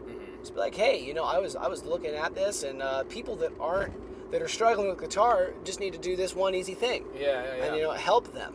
Have you tried a different instrument? Well, and it's fun. Or you see somebody that just needs a thing, and you go, hey, I have this instrument. I don't play. Here, play it. Yeah. And that's like Nick. I gave him a guitar. No shit. And he fucking is a wizard. Yeah. And it's beautiful. Oh, I love that guy. I wish I got to see him. Me too. He's I'm like sure my you- little brother. yeah. I miss that fucking guy. Oh man. But that's one of those things with. It's always been hard to reach out and it's like our moms were friends for a long time, and they both kind of lost their friendship with each other for ridiculous reasons. There's a lot of history there. Oh, dude, I've known him since he was in diapers. Oh shit. Like I've known him for a long time, which is why I miss him all the time. Yeah. And it sucks when like you lose your happy, but when it's a person. Oh yeah. And you just you want people. You want your people. I know it's gorge. Yeah. Gorge, but very shallow. Super shallow. Lake Mendo, getting shallow. Yeah, classic. Classic. Yeah, it is fucking. It is a goddamn shame when you lose those people. Well, and it's not that I lost him. He's just hard to get a hold of. Yeah. He's doing his own stuff. Yeah. Or like you go, hey, you want to hang out? He's like, oh, like all this stuff to do. Yeah. And it's like, well, okay, that's fine. I'm not gonna make it about me. Like, if you want to hang out with me. I'm just gonna keep doing my own thing. Yeah. But hopefully, one of these days we'll get back. Like, forcing people to come and hang out with you, I think, is not the right way to do it. That's true too. Yeah. You don't, because then everyone's just stressed. Oh, I'm so sorry, I haven't been able to hang. It's fine. I don't want to even talk about it. And then as soon as you do get together, that's all it is. Just like, I'm sorry. Well, it depends. It really depends, because sometimes it's not. That's true. It all depends. Yeah. It's very circumstantial. But definitely reach out to people. Like it's never too late until it is. Like, yep. Oh man. I can't tell you. So I'm meeting my dad this month, right? Yeah. And that's gonna be a whole. I mean, God, that could be a whole episode in and of itself. Yeah, we'll see what that goes. Yeah, let's see where that goes. But that was my initiative. Like I totally could have gone through the rest of my life never meeting this fucking guy, and I don't know how much damage it would have really caused. I mean, you're always able to adapt, and so I'd like to think that it wouldn't be very debilitating for me. I think I could have gotten away with never meeting this fucking guy and never. I don't want to confront him or anything, but it's going to be uncomfortable. No matter how you cut it, no matter how I want to approach it. Well, don't let that be the thing that ruins it, or like that gets in the way of I'm glad that you're not letting it get in the way, because you're doing it. Yeah. You're like, okay, fuck it, I'm gonna see him. And recognize those times in your life. Like, do I stand to lose anything by not seeing him? Probably not. Yeah. But I could gain some shit right now by meeting this guy and seeing who he is, and like, I don't know, just building that perspective a little bit. And I feel like a lot of people only ever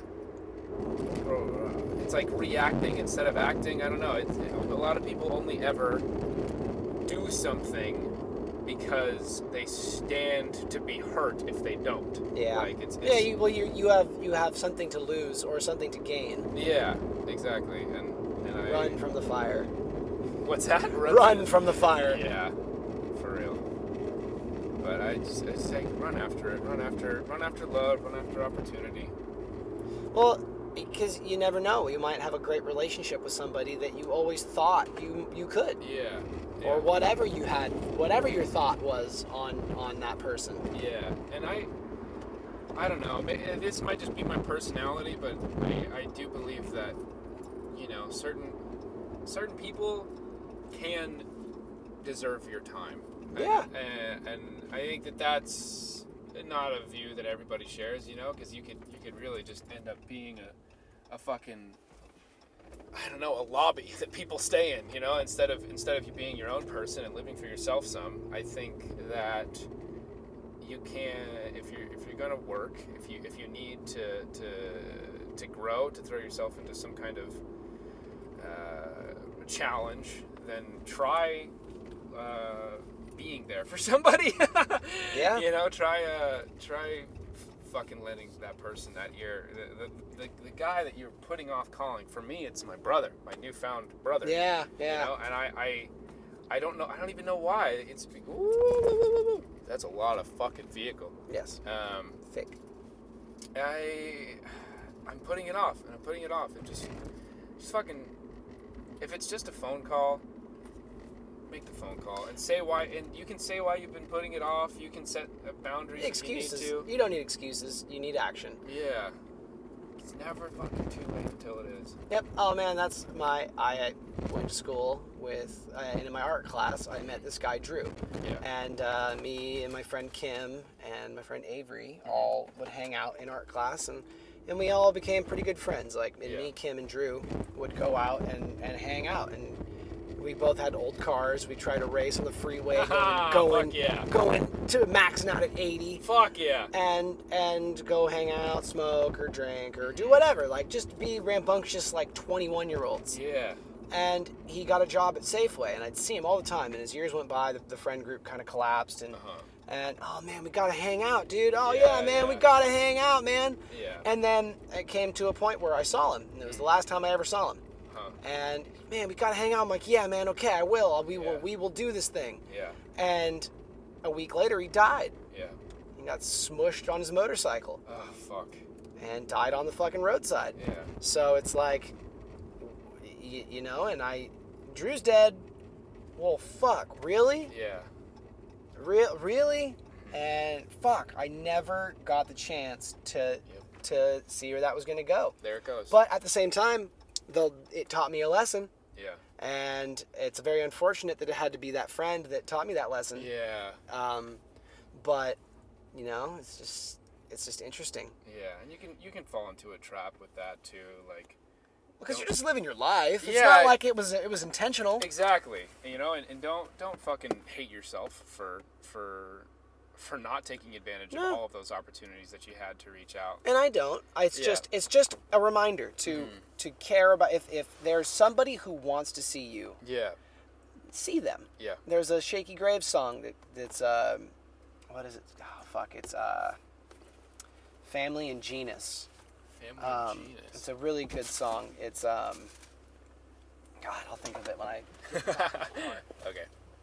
But in that song, one of the lyrics is, you wait around for friends and family to pass away or come in handy. Oh, you want to throw your seatbelt on? Just Dinger, dinger. I like that. And if I ever wander on by, could you flag me down and beg me to stop what I'm doing and sit beside you? And it's just a song about like, hey, this is very temporary, and we shouldn't sit around and wait for someone to pass away to get together and talk about them. Oh, God, amen. Fucking get together now. Call that person that you don't call. Yeah. Because you just, it'll come around. It'll come around, and it doesn't. Yeah. And then you build resentments on both sides of the fence. Yeah. Well, this person never calls me. Yeah. It's like, well, whose fault is that? Yeah. Both of ours. Yeah. And we're both unhappy. And I like that. I mean, that thought of thinking about people in terms of what you're going to say at their funeral. It's just appreciating folks, and you're going to find so much more love come your way if you operate off of that. Yeah. And hopefully you won't. If you're always thinking about what you appreciate about folks, hopefully those opportunities to reconnect won't just fly by you, and you won't ever find that it's too late moment. Yeah. Well, and then you won't end up in a fucking pit. Yeah. Feeling shitty that you didn't say what you needed to say, or didn't give the love when you had the opportunity. Yeah. Or in extreme cases, if I just would have hung out with you, would you still be here? Oh God. And getting on those paths. Yeah. And it's what is reaching out gonna do other than help? Like, yeah. Unless it's somebody that hurts you, in which case, or you've hurt, you've hurt. Wait for them, and then that's where it's like, wait for them to call you. Yeah. If it's meant to be, it'll happen. Yeah. You know, give it time to breathe, but don't fucking. Yeah. I just need to please. Yeah. I'm outside with a boombox, please. Yeah, right. Just check, feel it out. It's always on a fucking name by name basis. It is. But I find that typically, I think that's right. Reaching out I think the majority of the time is gonna do more good than harm. Indeed. Hey, buddy. Hey, buddy. Boom, boom. Oh, I fucking love you. That's another episode of Nitro Ride. We'll wrap it up. Thank you guys for tuning in. Indeed. If anyone's listening. If you like what it smells like, keep on smelling. Come on, Face ID. Oh, come on. Oh, see you guys later, huh? Bye.